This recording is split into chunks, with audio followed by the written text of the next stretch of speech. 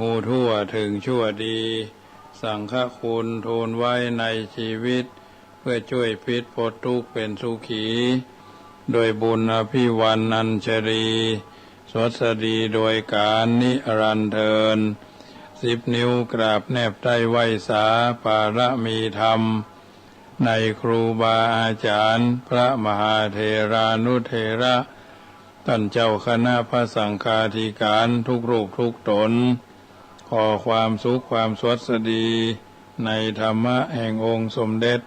พระสัมมาสัมพุทธเจ้าจงมีแก่บรรดาสาธุชนท่านผู้ฟังทุกท่านที่ได้มีโอกาสเปิดวิทยุรับฟังรายการเสียงธรรมก่อนรับตาตั้งสถานีวิทยุเพื่อการศึกษาพระพุทธศาสนาและวัฒนธรรม FM ความถี่104.50 เมกะเฮิรตซ์วัดฝ่ายหินตำบลสุเทพอำเภอเมืองจังหวัดเชียงใหม่เมตตาในท่านพระครูสมุวิสุวัตรวรกิจโจท่านเจ้าวาดท่านผู้อำนวยการวิทยุคืนนี้ถวายเวลาให้ธรรมาภาพพระมหาประสิทธมาภินันโทวัดจังกำตำบลมะกอกอำเภอป่าซางจังหวัดลำพูนเผยแผ่ธรรมในนามของคณะสงฆ์หน่วยอบรมประชาชนประจำตำบลมะกอกหน่วยเผยแผ่ศีลธรรมของกรมการศาสนากระทรวงวัฒนธรรมน้อมนำเอารายการดังกล่าวมาเอื้อนเจริญพรมาเป็นปฏิพรให้บรรดาท่านสาธุชนท่านผู้ฟังทุกท่าน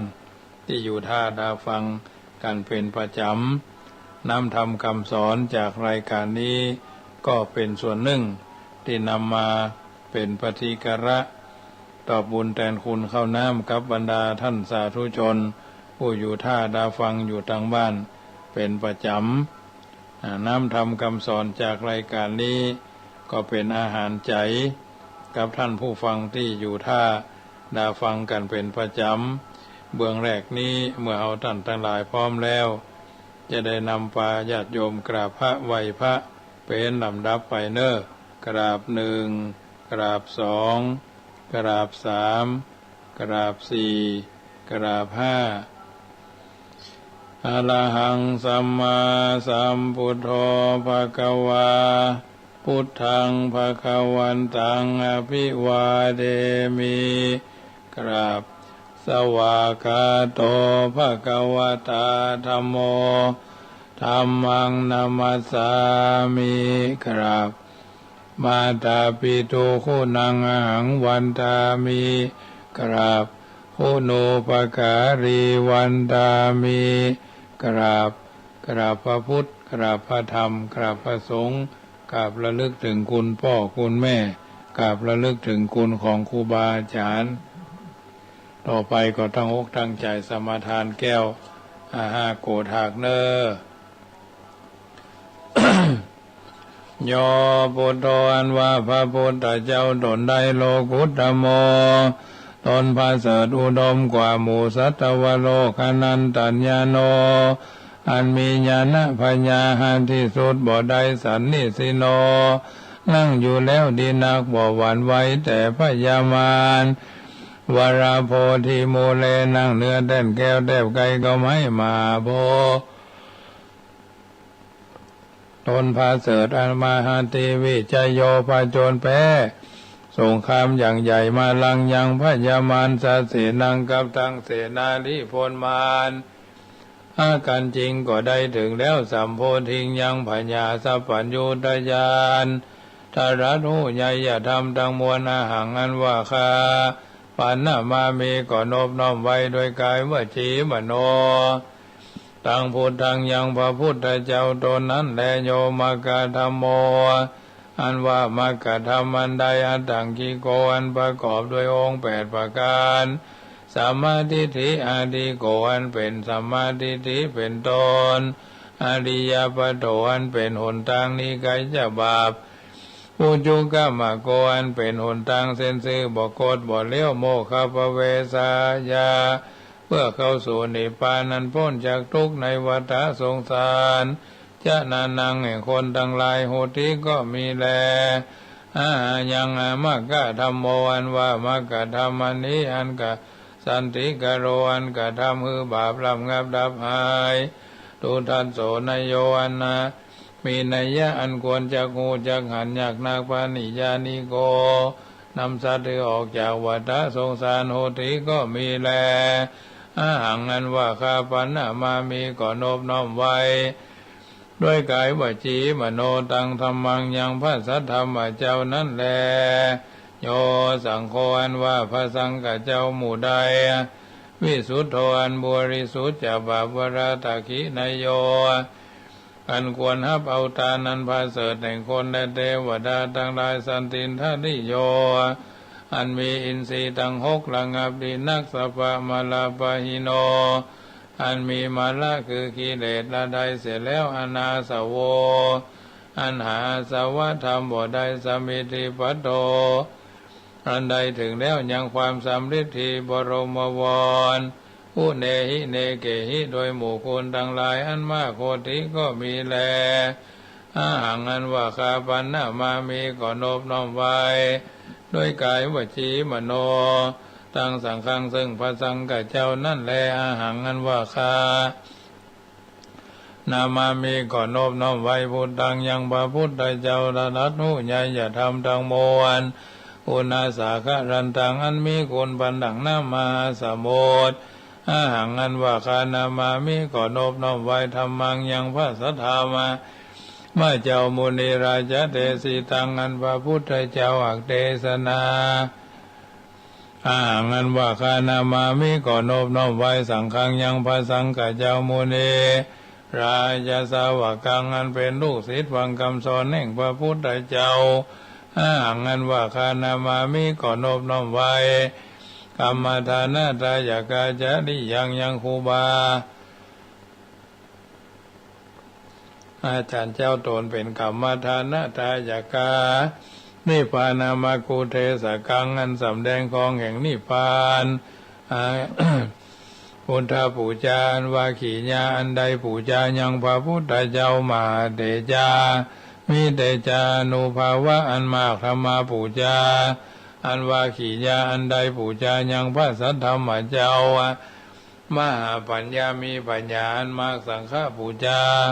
อันว่าขีญาณใดปูจายังพระสังฆเจ้ามหาโภคามีโภคาสัมปติเขาของอันมาก็มีแลหังมะยังอันว่าผู้ข้าทั้งหลายรับพระมามหาเสขอจงจะได้ยังขีญาณหันเมตตายะพุทธสายังพระพุทธเจ้าตนชื่อเมตตายะอันเจ้ามาเป็นพระพุทธเจ้าไปนาพุทโธอันว่าพระพุทธเจ้าเมตตาโยตนชื่อเมตตายะอันโคนและเทวดาทั้งหลายเทวปูจิโตอันคนและเทวดาทั้งหลายปูจานุปัจจโตบ่เกิดมาเตื้อยาวาดับใดมะยังอันว่าผู้ข้าทั้งหลายสังสารันโตเปแม่นทวนเตียวไปมาคือตายแล้วเกิดเอากำเนิดหลายทีในวัฏสงสารมะขะมามหาเสขอจงจะได้ถึงคือว่าขออย่าได้เกิดอบายเยในอบายทุกติคือนรกเป็นเปรตเป็นสัตว์เดรัจฉานตราบใดว่าตราบใดมีนาตุปาบูภาราจาการวะกัมเมนะโดยกรรมอันได้ปูจาการวะโดยธูปโดยเทียนเข้าต่อดอกไม้อันนี้เธอจงเป็นปัจจนิพพานาปัจจโยจงเป็นปัจจัยค้ำชูให้ได้นิพพานโหตุจงมีโนแก่ผู้ข้าทั้งหลายเที่ยงแท้แด่เธอนะโมตัสสะภะคะวะโตอะระหะโตสัมมาสัมพุทธัสสะนะโมตัสสะภะคะวะโตอะระหะโตสัมมาสัมพุทธัสสะนะโมตัสสะภะคะวะโตอะระหะโตสัมมาสัมพุทธัสสะพุทธังสรณังกัจฉามิธัมมังสรณังกัจฉามิสังฆังสรณังกัจฉามิทุติยัมปิพุทธังสรณังกัจฉามิทุติยัมปิธัมมังสรณังกัจฉามิทุติยัมปิสังฆังสรณังกัจฉามิตติยัมปิพุทธังสรณังกัจฉามิตติยัมปิธัมมังสรณังกัจฉามิตติยัมปิ สังฆังสารนังกัจฉามิสารนากัมมนังพุทโธสัพพัญญูตายโนธัมโมโลกุตตโลนาวาสังโฆมะคะภะละโตจาอิเจตังรัตนะตยังเอตัสสะอนุภาเวนะสัพพะอันตรายโยวินาศสันตุโนติปิโสภะคะวะอะระหังสัมมาสัมพุทโธวิชาจารณะสัมปันโนสุขโตโลกวิทูอนุตตโรปุริสธรรมสารติสัตตเทวมนุษย์สานังพุทโธภะคะวะติสวากขาโตภะคะวะตาธัมโมสันติติโกอากาลิโกเอหิปัสสิโกโอปนายิโกปัจจตังโวเวทิตาโพวิญโยหิติสุปฏิปันโนภะคะวะโตสาวกสังโฆอุจุปฏิปันโนภะคะวะโตสาวกสังโฆสามิจิปฏิปันโนภะคะวะโตสาวกสังโฆยะติตังจัตตาริปุริสายุคานิอัฏฐาปุริสาภุคลาเอสาภะคะวะโตสาวกสังโฆอาหุนโยปะหุนโยตัคขินโยอัญจลิกาลานิโยอนุตตรังปุญญเกตังโลกัสสติยันตุนิมิตังอวะมังคลัญจโยจามนาโภสักขุณาสัสสะโตปะปะกะโหตุสุปินังอากันตังพุทธานุภาเวนะวินาสเมนตุยันตุนิมิตังอวะมังคลัญจโยจามนาโภสักขุณาสัสสะโตปะปะกะโหตุสุปินังอากันตังธัมมานุภาเวนะวินาสเมนตุยันตุนิมิตังอวะมังคลัญจโยจามนาโภสักขุณาสัสสะโตปะปะกะโหตุสุปินังอากันตังสังฆานุภาเวนะวินาสเมนตุติปิโสภะคะวะตานาปารมีสัมปันโนตานาอุปปารมีสัมปันโนตานาปารมัตถปารมีสัมปันโนอิติปิโสภะคะวะสีลปารมีสัมปันโนสีลอุปปารมีสัมปันโนสีลปารามัทธปารมีสัมปันโนอิติปิโสภะคะวะเนกขัมมะปารมีสัมปันโนเนกขัมมะอุปปารมีสัมปันโนเนกขัมมะปารมัตถปารมีสัมปันโนอิติปิโสภะคะวะปัญญาปารมีสัมปันโนปัญญาอุปปารมีสัมปันโนปัญญาปารมัตถปารมีสัมปันโนติปิโสภะคะวะวิริยะปารมีสัมปันโนวิริยะอุปปารมีสัมปันโนวิริยะปารมัตถ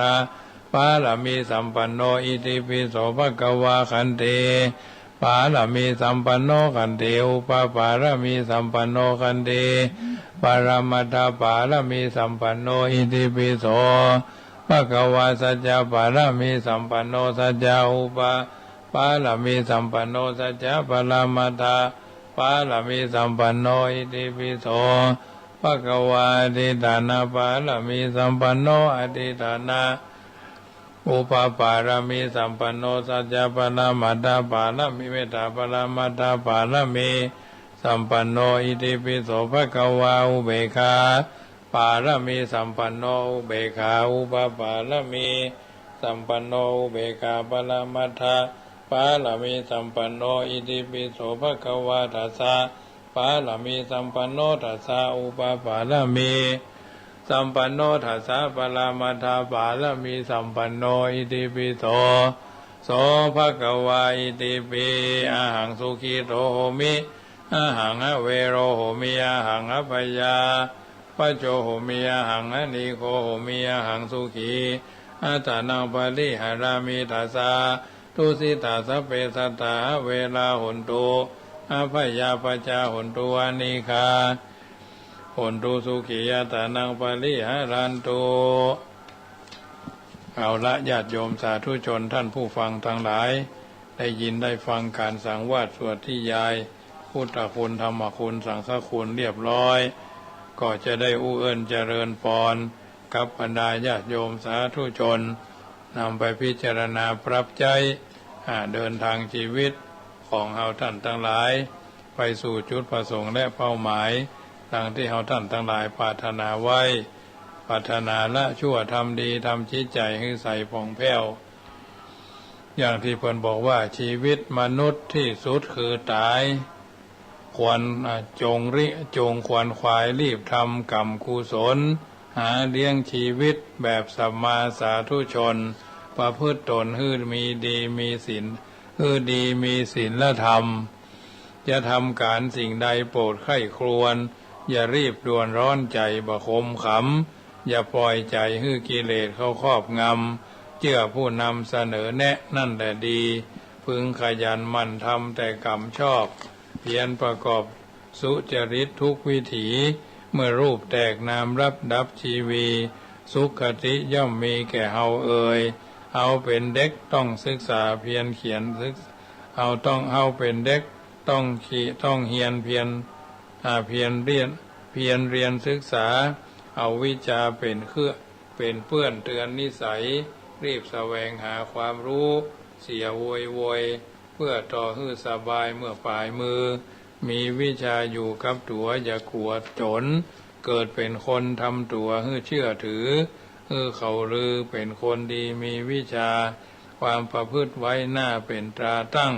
เอาวิชาความขลังดีนักหนาทั้งสองอย่างมั่นคงตรงตำราเป็นสัญญาความสุขทุกเมื่อเนี่ยนี่แหละมนุษย์เพิ่นก็บอกแถมว่าอันลาภยศปรากฏแก่ตัวอย่าได้เมามัวหลงไหลหอบมีแต่ต้นทุนอุดหนุนเตื่อมตุ้มกุศลบุญเท่านั้นมีทรัพย์สิ่งของมากมายหลายล้านทิ้งไว้หอบหื้อปวงชนประการสุดท้ายแม่ร่างกายตนเข้าหามไฟลนเผาไฟจี่ไหม้บอกว่าสิ่งสังเอาไปก็บ่ได้เหมือนกันนายพี่น้องเกิดมาหัวตีบุญหนีออกต้องมีสิ่งอันใดมาโตยบ่ใจว่าเปะเงินทองเป็นก๋วยสะพายมาโตยจนสองแหล่งล่าจนสองแหล่งลู่อย่าใจเมามัวยินดีชื่นสู้บาปกรรมเวรควรหลีกเว้นตัวเปล่ามาได้แล้วหมายหนีบเค้นเอาของสิ่งอันใดไปอย่างเก่านั่นเล่ายามเมื่อเอาตายตัวก็เปล่าไปเหมือนมาแต่ต้นกวนกาสร้างความดีหนีกิเลสพ้นทั้งพระเวทมนต์พุทธะ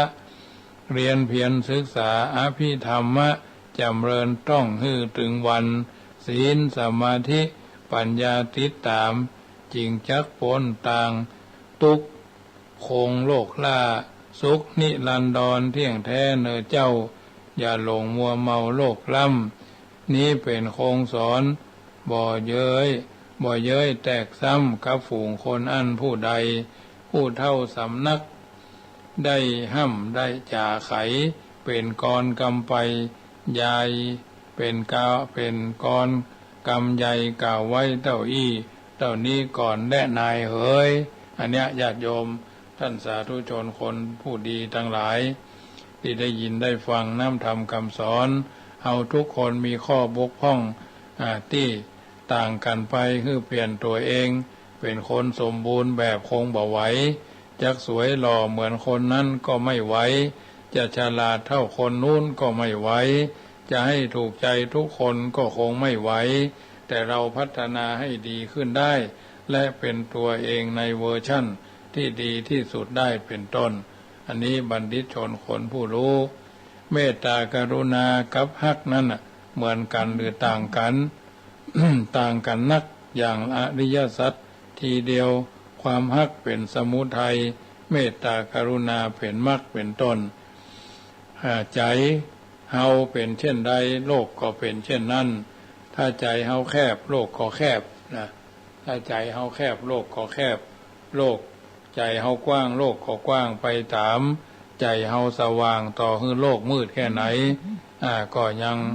หันท่านรับที่ไหนโดยแน่นอนเพราะฉะนั้นสิ่งต่างๆเหล่านี้เอาท่านทั้งหลายก็พยายามสรรสร้าง เริ่มต้นในสิ่งที่ดีที่งามที่เหมาะที่ควรก็พยายาม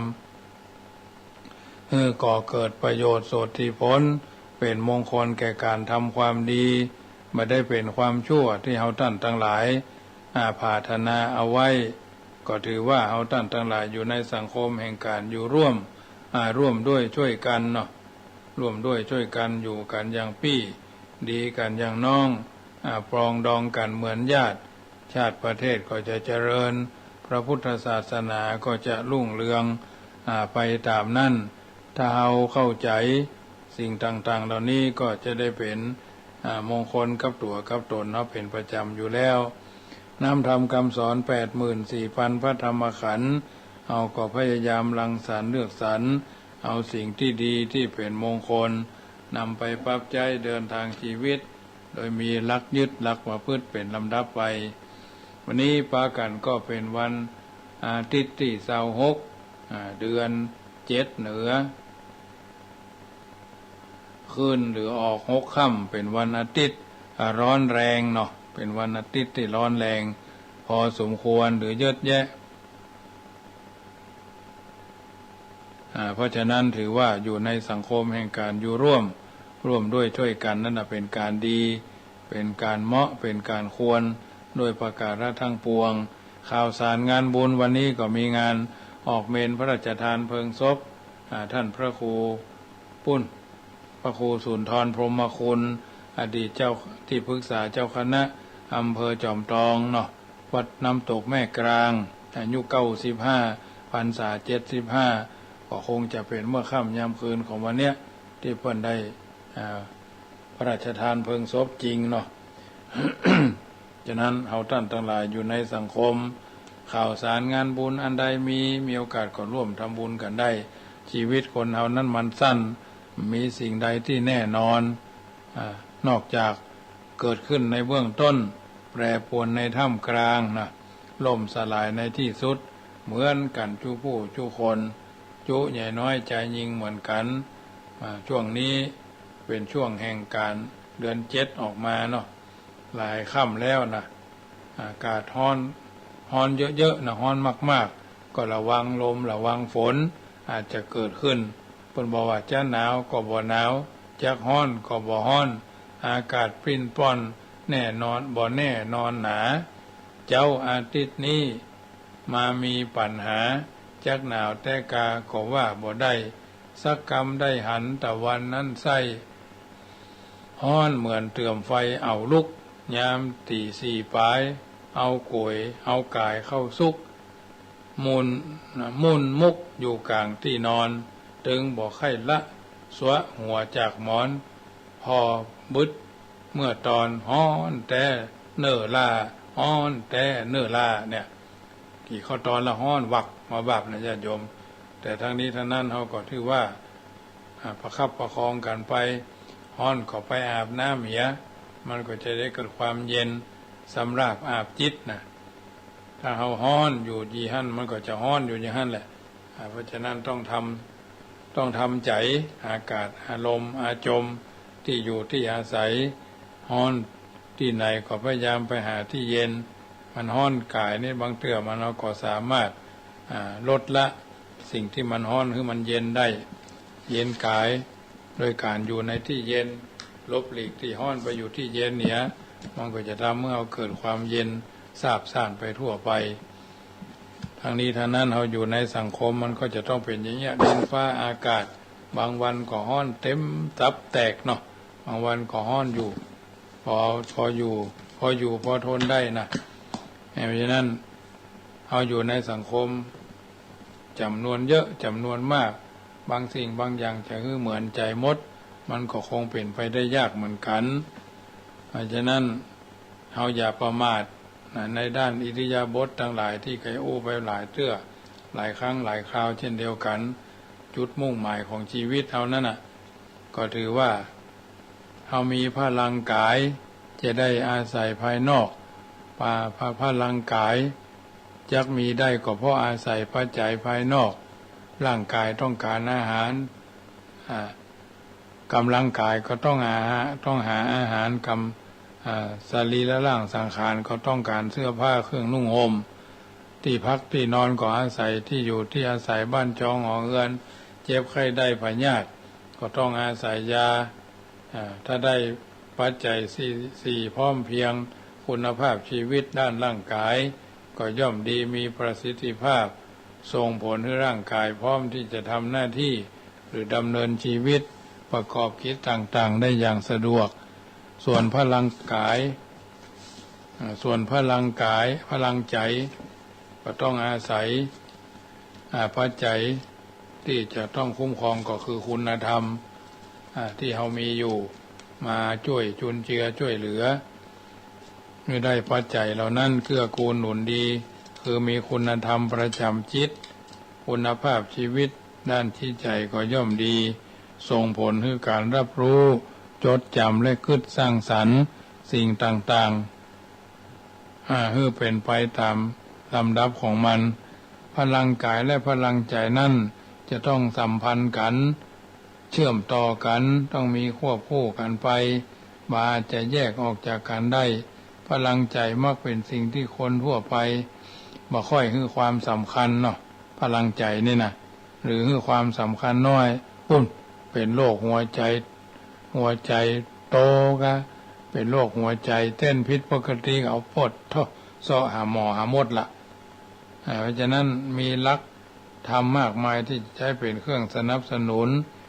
เสริมพลังใจให้มีคุณภาพและมีประสิทธิภาพเพราะเมื่อคนมีจิตใจดีย่อมทำให้ประพฤติ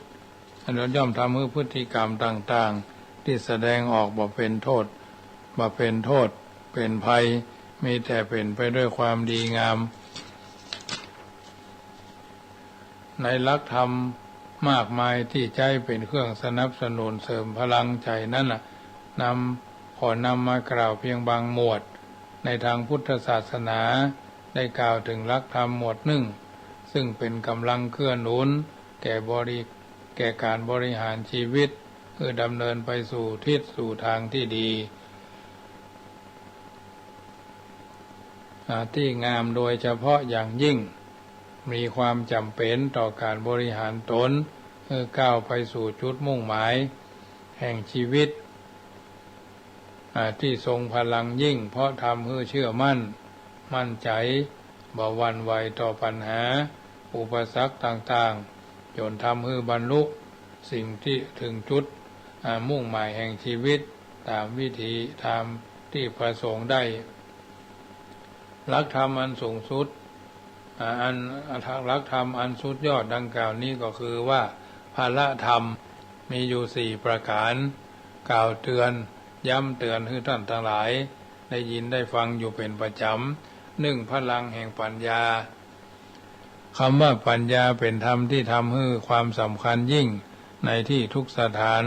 ในทุกสถานการณ์เพราะปัญญาเป็นความรู้ความเข้าใจในทุกสิ่งตามความเป็นจริงรู้เหตุรู้ผลรู้ดีรู้ชั่วมีความคิดหันที่ถูกต้องตามทำนองครองธรรมเป็นกงจักรบานกงจักรเป็นดอกบัวบานความชั่วเป็นความดีบานสิ่งที่เป็นราคีว่าเป็นสิ่งมีราคาบุคคลผู้มีปัญญาย่อมจะสามารถนำพาชีวิตไปในทิศทางที่ดีได้เพราะปัญญาเปรียบดังแสงสว่างที่จะนำทางให้พ้นจากความมืดมนได้ปัญญาในทางพระพุทธศาสนาเป็นสิ่งที่สามารถพัฒนาได้ซึ่งหลักในการพัฒนาปัญญานั้นมีอยู่3ขั้นคือสุตตมยปัญญาเป็นปัญญาที่เกิดจากการฟังและการอ่านเป็นการเรียนจากคนอื่นปัญญาที่จะได้เป็นประโยชน์ในการนำมากำหนดแนวคิดของเฮาแต่ปัญญาดังกล่าวนั้นจักบ่สามารถช่วยเฮาได้หลุดพ้นจากทุกข์ได้เพราะปัญญานั้นบางทีอาจจะเป็นความเชื่อที่งมงายไร้สาระบางทีก็เชื่อ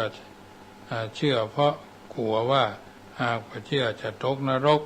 บางทีก็เชื่อเพราะหวังว่าหากเชื่อแล้วจะได้ขึ้นสวรรค์ความเชื่อดังกล่าว นั่นเป็นเพราะเฮียนหู้มาจากคนอื่นทำได้ได้เป็นความคิดหันอันเกิดจากปัญญาของตนไม่จินตามยปัญญาเป็นปัญญาที่เกิดจากการนำเอาปัญญาชั้นแรกมาพิจารณาว่ามีเหตุผลควรแก่การเชื่อถือหรือไม่สามารถนำไปปฏิบัติให้เกิดประโยชน์ได้หรือไม่เมื่อพิจารณาเห็นว่าความรู้นั้นมีเหตุผลควรแก่เชื่อถือและสามารถนำไปประพฤติปฏิบัติให้เกิดประโยชน์ได้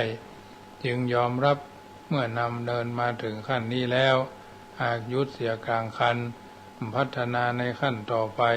ก็อาจจะทำให้เข้าใจผิดว่าตนเองมีปัญญาแล้วแต่ที่จริงยังต้องพิจารณาให้ก้าวหน้าในขั้นที่3ต่อไปก็คือภาวนามยปัญญาภาวนามยปัญญาเนี่ยเกิดเป็นปัญญาที่เกิดจากการลงมือปฏิบัติจนรู้แจ้งหันจริงด้วยตนเองถือว่าเป็นปัญญาที่แท้จริง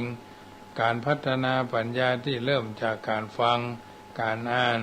หรือการเรียนรู้ไปสู่การใช้ความคิดพิจารณาหาเหตุผลในสิ่งที่ได้ฟังได้อ่านได้เรียนรู้มานั่นนับว่าเป็นประโยชน์อย่างมากหากใจเป็นแรงบันดาลแรงดลใจและเป็นแนวทางให้ก้าวไปสู่ภาวนามยปัญญาการที่จะพัฒนาภาวนามยปัญญาขึ้นมาได้ก็ด้วยอาศัยการลงมือปฏิบัติด้วยตนเองและต้องปฏิบัติจริงเท่านั้นดังนั้นเมื่อความเข้าใจหลักการพัฒนาปัญญาทั้ง3ขั้นอย่างชัดเจนจงพิจารณาตามอุทาหรณ์นี้มีคนไข้รายหนึ่งอาจจะเคยไปหาหมอเพื่อตรวจดูอาการเจ็บไข้เมื่อหมอได้ตรวจดูอาการแล้วก็ออกใบสั่งยาให้คนไข้รับใบสั่งยาแล้วก็จดจำแต่ชื่อยาหาได้สนใจสอบถามถึงรายละเอียดการเจ็บไข้ละอื่นไม่อีกทั้งยังบ่สนใจสอบถามสรรพคุณของยาตลอดจนเหตุผลที่หมอสั่งให้กินยาชนิดนี้คนไข้เป็นแต่เพียงมีความเชื่อถือในตัวหมอผู้ให้การตรวจรักษาจึงเชื่อถือตัวยาที่หมอสั่งตัวความคิดและความเชื่อในขั้นนี้เรียกว่าสุตตมยปัญญาต่อมาเมื่อคนไข้กินยาตามใบสั่งหมอแล้วอาการเจ็บไข้ยังบ่หายจึงได้ไปพบหมอแถมในครั้งหลังนี้ขณะที่หมอกำลังตรวจรักษานั้นคนไข้ก็ได้สอบถามถึงสาเหตุของการเจ็บไข้รวมทั้งวิธีการป้องกันเมื่อหมอออกใบสั่งยาให้ก็ได้ขอคำแนะอธิบายถึงสรรพคุณของยารวมทั้งขอทราบเหตุผลและความจำเป็นที่จะได้ใช้ยาชนิดนี้รักษาตนความคิดและการใช้ปัญญาดังกล่าวเรียกว่าจินตามยปัญญาจากนั้นคนไข้มีความเข้าใจถึงเหตุและผลของอาการเจ็บไข้ก็ได้กลับมากินยาและเอาใจใส่ปฏิบัติตนตามที่หมอแนะนำอย่างเคร่งครัดจนกระทั่งหายขาดจากการเจ็บไข้นั่นการปฏิบัติเช่นนี้เป็นการใช้ปัญญาในขั้นที่3ซึ่งเป็นปัญญาในระดับที่พัฒนาความสามารถควบคุมให้ตนเองกระทำไปด้วยเหตุผลจนบรรลุเป้าหมายที่ได้ตั้งไว้ซึ่งเรียกว่าภาวนามยปัญญาจากตัวอย่างดังกล่าวนี้ชี้ให้เห็นว่าการพัฒนาปัญญาทั้ง3นั้นมีความสัมพันธ์เนื่องถึงกันเมื่อพัฒนาสำเร็จแล้วย่อมทำให้บรรลุเป้าหมายที่ตั้งไว้อย่างบ่เหลือวิสัยปัญญาจึงเป็นคุณที่ยิ่งใหญ่และสำคัญยิ่งในที่ทุกสถานในการทุกเมื่อทุกคนจึงควรหมั่นฝึกอบรมปัญญาให้เกิดมีในตนเพื่อบริหารตนให้มีความสุขความเจริญตลอดไปเพราะคนผู้ใช้ปัญญาในการดำเนินชีวิตจะเป็นผู้รู้จากบาปรู้จากบุญ หูจักกุลหูจักโทษประโยชน์และบ่ใช่ประโยชน์หูจักได้หูจักเสียคนที่ประสบความสำเร็จในการดำเนินชีวิตมักต้องเป็นผู้มีปัญญาทั้งนั้นก็คือเบื้องต้นต้องมีปัญญารู้ว่าสิ่งนี้เป็นบาปสิ่งนี้เป็นบุญก็จะละบาปก็จะละบุญก็จะละบาปบำเพ็ญบุญเมื่อรู้ว่าสิ่งนี้เป็นคุณสิ่งนี้เป็นโทษก็จะทำสิ่งที่เป็นกุลหรือเป็นคุณละเว้นสิ่งที่เป็นโทษเมื่อรู้ว่าสิ่งนี้เป็นประโยชน์สิ่งนี้บ่เป็นประโยชน์ก็จะทำแต่สิ่งที่เป็นประโยชน์ละเว้นสิ่งที่บ่เป็นประโยชน์เมื่อรู้ว่าสิ่งนี้เป็นทางได้นี้เป็นทางเสียแก่ชีวิตของตนก็จะขวนขวายทำแต่สิ่งที่เป็นทางได้บ่ทำในสิ่งที่เป็นทางเสียหูจักใจปัญญาเป็นแสงสว่างส่องทางนำส่องทางแสงสว่างส่องนำทางชีวิตคนมีปัญญา จะมีคุณลักษณะที่สำคัญสังเกตได้คือ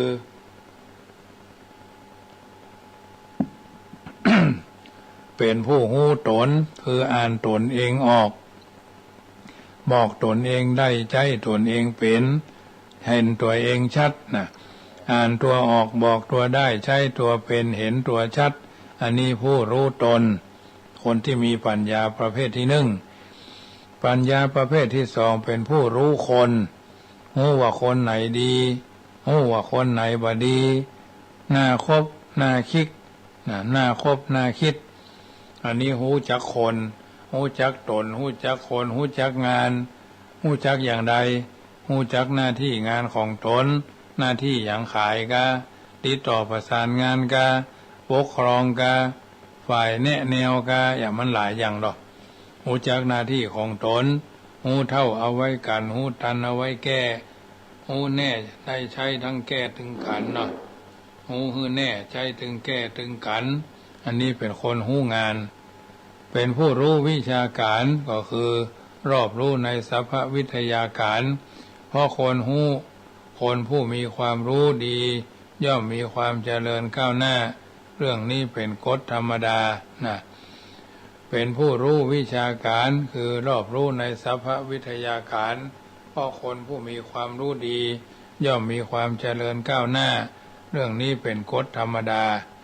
คนมีปัญญาเป็นเครื่องดำเนินชีวิตนั่นแม้จะมีเรื่องร้ายแรงเกิดขึ้นก็จะสามารถเปลี่ยนแปลงเรื่องร้ายกลายเป็นดีได้รู้จักเปลี่ยนวิกฤตเป็นโอกาสเพราะเขาฉลาดแม้อยู่ในสังคมก็มีความทุกข์ที่มีความทุกข์เดือดร้อนวุ่นวายแต่คนมีปัญญาก็จะรู้จักวางใจรู้จักวางใจเป็นสุขได้เสมอเขาย่อมสามารถนำความรู้ออกมาใช้ในการดำเนินชีวิตโดยจิตที่เป็นที่สุขุมสงบเยือกเย็นตลอดเวลาเรียกว่าแม้ในความทุกข์คนมีปัญญาก็ยังหาความสุขได้รับรองจริงๆดังพระบาลีตรัสว่ากล่าวว่าลิขิตไว้ว่าปัญญาสหิโตนะโรอิทะอาปิทุเขสุสุขานิวินทตินะปัญญาสหิโตนะโรอิทะอาปิทุเขสุสุขานิวินทติคนผู้ประกอบด้วยปัญญาในโลกนี้แม้ในความทุกข์ก็ยังหาความสุขมาได้แต่ในความสุขได้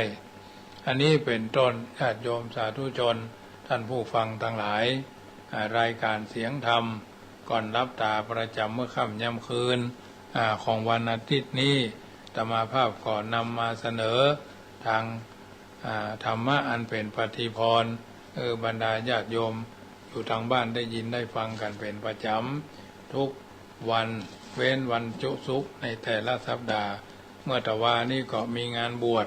เริ่มการบวชซึ่งบางวันก็อาจจะหายไปพ้องช่วงนี้ล่ะวันที่25ถึงวันที่1เนี่ยเป็นวันที่บางเทื่อพระวิทยากรบ่ได้มาเนาะเอาก็จำเป็นต้องไปอบรมแทนเนี่ยตู้เจ้า5 ตนก็ต้องอบรมเจ้ามืดตี4 เกิง ตีสี่เกิงห้องลุกตีห้านี่ก็ร้องห้องลุกแล้วก็ไปทำภารกิจส่วนตัวล้างหน้าแปรงฟันส่งน้ำเวลาตีห้านี่ก็ทำวัดตีห้าถึงตีห้าเกิงทำวัดแผ่ภายยายบุญเจริญสมาธิภาวนาเสร็จเรียบร้อยเลยก็อธิษฐานจิตนั่งบำเพ็ญจิตภาวนาดูสภาวะแห่งการร่วมทำกิจกรรมเหล่านี้เรียบร้อยแล้วก็ไปบิณฑบาตแต่เจ้านี้ไปบิณฑบาตในหมู่บ้านพระบาทในหมู่บ้านบ่อพามูลหมู่7บ่อหินหมู่9พระบาทหมู่6ก็ได้ขนมนมเนยเนาะอาหารแห้งข้าวสารเพื่อจะได้มาเป็นกองทุนสำรองเพราะการบวชพระภิกษุแต่ละปีเนาะก็นิมนต์ครูบาอาจารย์พระสงฆ์พิธีพระอันดับ10 รูปพระสู้สวดอุปชาเนาะก็ถวายไปตามสถานภาพของพระคุณเจ้าอาหารการกินเริ่มตั้งแต่วันบวชเนาะน้ำแข็งน้ำขวดน้ำเปล่าเนี่ยโยมก็มาหอมกันพ่องอาหารเสริมเนี่ยพระเนนเถนน้อยเพราะว่าเขาบ่ได้ไปบางเทื่อถ้ามีญาติโยมมาเลี้ยงเพลเขาก็บ่เป็นภาระแต่ถ้าเพิ่นบ่มาเลี้ยงเพลเขาก็ต้องมีอาหารเสริมสักอย่างหนึ่งพอดีมันบ่มีหลายนะทุกเจ้าเก่าทุกเจ้าใหม่รวมกันแล้วก็มี9 ตน10 ตนอยู่ที่นี่นะอันเก่าก็มีอยู่5อันใหม่ก็มาแถม5อีกอะ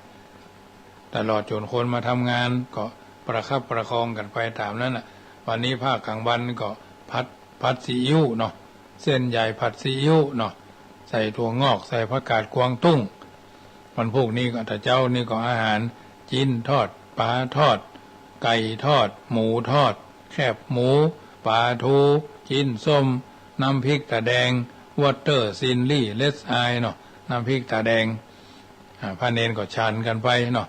ก๋วยเตี๋ยวก็มีมันอาหารหลายอย่างเพราะฉะนั้นก็สบายไปภาคเจ้าเพิ่นเฮาว่าชิวๆเนาะวันพวกนี้ก็จะไปบ้านละเงินทรายทองพ่อแม่ตู้ใหม่เพิ่นก็คงจะไทยบาทกันมาก็เอามาเป็นภัตตาหารแบ่งสรรปันส่วนขนมนมเนยมันเป็นของบ่รักบ่เก่าเนาะข้าวมันก็ข้าวกำไงอ่ะนอนรุ่นใหม่มันบ่กินญาติโยมเอ้ยตู้เจ้าใหม่นี่นะขนาดกาแฟทีอินวันเขายังบ่ฉันเลยเอาฉันกาแฟพวกร้านปั๊มน้ำมันเซเว่นเนี่ยพวกน่ะกาแฟนกแก้วนั่นน่ะหรือกาแฟอื่นๆคาปูชิโน่เอสเปรสโซ่อย่างพวกน่ะชาเขียวอันนั้นอันนี้ปั่นกาโกโก้ปั่นว่าทุกเจ้ารุ่นใหม่เป็นอย่างเงี้ยของเรานี่ก็ต้องเขียมเรื่องอาหารการกินเนาะน้ำตาลต้องระมัดระวังนะเอาท่านทั้งหลายถ้าอยู่ใกล้บ้านร้านพี่น้องนากาแฟนี่จะสั่งถึงวันนะเพราะฉะนั้นอันนี้มันอยู่ไกลเนาะ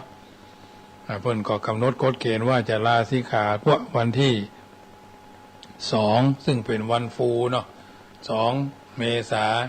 วันที่4ก็จะมีเป๊กทำต้นนี่ก็รอนเบญจเพศมันมาบัดตันไปทำงานอยู่ทางชลบุรีพอดีมันประสบอุบัติเหตุรถฉลบหรือกับรถจนอย่างมั่วเกือบบดีเกือบถึงแก่ความตายเนาะพอดีพี่น้องพวกมาติดต่อว่าจะเอาบรรพชาเป็กตุแถมวันที่4เนี่ยคงจะเป็นก่อนเพลนเนาะอันนี้ตนเดียวแต่บดายตอนก็เป็นขยมแล้วก่อนก็อยู่ตัวเนี้ยนะไปมามันใหญ่หน้ากล้าบานเป็นหนุ่มรอหนุ่มรอก็สาวก็รอไปตามนั่นน่ะไปทำงานอยู่ชลบุรีหูจักหาเงินหาเงินหาคำเนาะมาบริหารครอบครัวของตัวเจ้าไปก็ไปอยู่ทำงานพอดีพี่สาวพุ่นไปอยู่ทางพุ่นก็เลยไปอยู่ทางพุ่นตัวเองจบงานจบห้ามจบเย็นก็ไปทำงานวันที่7ก็ทำบุญสมโพธิสัญญบัตรพัดยศท่านพระมหาอาทิตย์วัดป่ารัชดาราม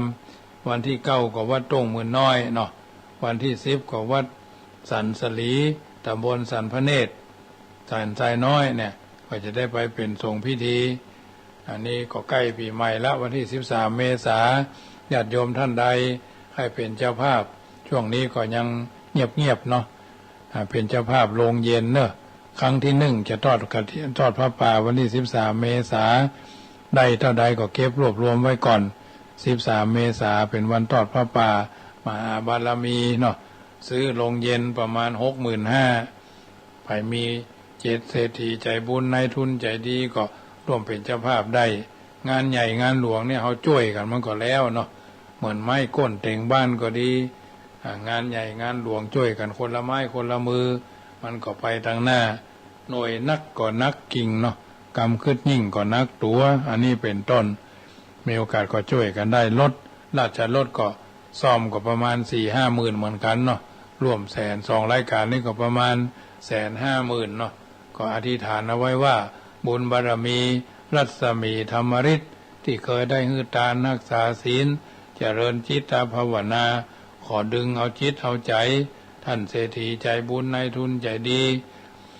ผู้มากบารมีมาช่วยกันสร้างเสริมเพิ่มเติมเพื่อสิ่งเหล่านี้สำเร็จไปด้วยดีฉะนั้นในค่ำแรงของวันนี้อาตมาภาพพระมหาประสิทธมาภินันโธดำเนินรายการมาก็คงจะสมสมัยได้เวลาญาติโยมท่านใดได้ยินได้ฟังรายการนี้อันเป็นรายการเสียงธรรมก่อนรับตานำเสนอทุกวันเสาร์อาทิตย์จันทร์อังคารพุธพฤหัสในแต่ละสัปดาห์ทุ่ม 5 นาทีถึง 2 ทุ่มโดยพระมหาประสิทธมาภินันโธวัดจังกำตำบลมะกอกอำเภอป่าซางจังหวัดลำพูนเป็นผู้บรรยายธรรมะให้ญาติโยมได้ฟังส่วนวันจันทร์การพุธ 14 นาฬิกาถึง 15 นาฬิกาฟังขึ้น 96 ภาคกลางวันรายการเสียงธรรมะในชีวิตประจำวันภาคเจ้าช่วงนี้ก็ไม่ได้จัดรายการเนาะเพราะว่านำพระเนนไปบิณฑบาตแต่ละท้องที่เพราะว่าต้องเก็บปัจจัยรวบรวมเข้ากองทุนเดิมพอจ่ายไปก่อนก็ต้องเก็บเข้ามาไว้เนาะปีหน้าก็จะได้ใช้กองทุนเผยแพร่กองทุนเข้าล้นบาทญาติพระธรรมนำชีวิตแล้ววันที่31นี่ก็จะได้เลี้ยงอาหารกลางวันเยาวชนแถมไม่กะพอดีได้อาหารแห้งจากทุกเจ้าคนมาบวชก็จะได้เอาไปเลี้ยงลูกเจ้าบ้านหลานเจ้าเมืองกันต่อไปทำบุญไปเตอะมากปวงหลวงหลายจักได้สบายเกิดสุขภายหน้าเข้าตอกบานกินตาลเถิงดอกไม้บานกินตาลม่วนพึงขยันมันทำแต่กรรมชอบเพียรประกอบสุจริตทุกวิถีเมื่อรูปแตกนามรับดับชีวีสุขคติย่อมมีแก่เฮาเอ่ยเฮาเป็นละอ่อนต้องเฮียนเพียรศึกษาเอาวิชาเป็นเพื่อนเตือนนิสัยรีบแสวงหาความรู้เสียไวเขาวิชาเป็นเพื่อนเตือนนิสัยรีบแสวงหาความรู้มีวิชาอยู่กับตัวอย่ากลัวจนเกิดเป็นคนทำตัวให้เชื่อถือให้เขาลือเป็นคนดีมีวิชาความประพฤติไว้หน้าเป็นตราตั้งคนเอาเกิดมามีกายเป็นหลักชีวิตมักปะทุกข์ถึงสุขแหมพอหนทางจั่งเหมือนเขื่อนเดินแหมมันมอมแมมหลายอย่างจั่งก็จั่งมันเตียวตังบุญไว้ก่อนหอนทะลุจะไปจุจิตใจให้ไหววัน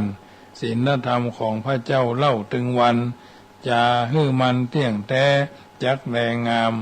เปื้อนกินตาลงานไหนหอมไปพ่องบาปจักต้องหนีไก่ไร้เสี้ยนหนามที่เครือกันช่วยทำดีอยู่กู้โมงยามมันยุบความง่อนหัวตัวเก่าไปทำบุญกันวันนี้ดีที่สุดเหมือนเตียวพุทธแล้วปะจักสดใสส่องแว่นคอยหอยตานั้นจะใดบ่มีไผช่วยตัวเก่าให้เฮาเลยละความชั่วมั่วความดีเตอะพี่น้องสวรรค์จ้องจักได้ไว้เปิดเผยเตียวตามฮีดคนเท่านั้นให้มันเกยจักชื่นเจยกินตานกันเตอเนอสัทธาโสถีพระวันตุโวพุทโธบังซ้ายธัมโมบังขวาสังโฆบังกายาอะระหังบังเกสาอะระหังพุทโธ นะโมพุทธายะสัทธาโสถีพระวันตุโวอายุวันโนสุขังปะลังขอเจริญพร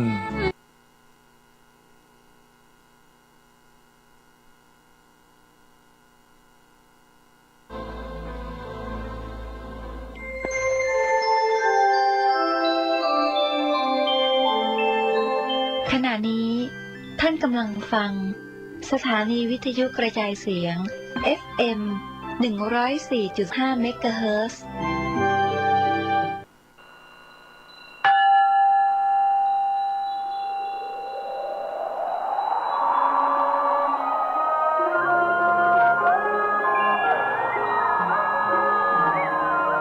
วัดพระสิงห์โบรมหาวิหารร่วมกับเทศบาลนครเชียงใหม่และโรงเรียนธรรมราชศึกษาจังหวัดเชียงใหม่สมาคมศิษย์เก่าโรงเรียนธรรมราชศึกษาวัดพระสิงห์ขอเชิญชวนศรัทธานาบุญพุทธบริษัททุกท่านร่วมทำบุญในโครงการบรรพชาสามเณรภาคฤดู